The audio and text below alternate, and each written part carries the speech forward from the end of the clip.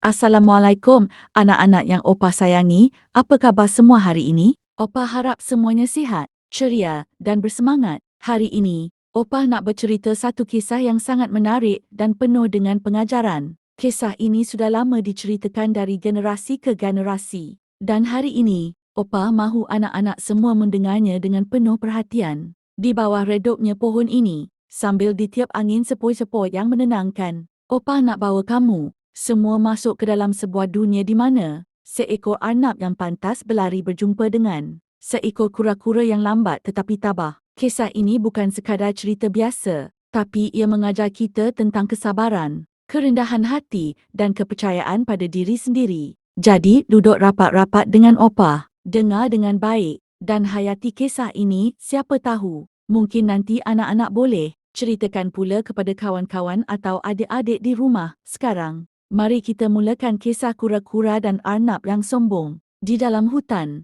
tinggal seekor arnab yang sangat pantas berlari dan seekor kura-kura yang berjalan perlahan. Kura-kura, kau terlalu lambat. Aku boleh lari mengelilingi hutan sebelum kau sampai ke sana. Jangan terlalu yakin, arnab. Bagaimana kalau kita berlumba? Siapa sampai ke pokok besar di bukit dulu, dialah pemenang. Haha, berlumba dengan kau? Ini terlalu mudah. Okey, aku terima cabaran kau. Esok petang kita adakan perlumbaan. Pada esok petangnya, semua penghuni rimba telah berkumpul untuk menyaksikan perlumbaan di antara sang kura-kura dan sang arnab. Acara dimulakan dengan sang monyet sebagai pengadil sambil disaksikan oleh penghuni rimba. Baiklah, siap, sedia, mula. Dengan pantas, arnab melompat ke depan, meninggalkan kura-kura jauh di belakang. Aku terlalu laju, aku ada masa untuk berehat sekejap. Kerana terlalu yakin, arnab tertidur di bawah pokok. Walaupun perlahan, kura-kura tidak berhenti dan terus berjalan ke hadapan. Cepat,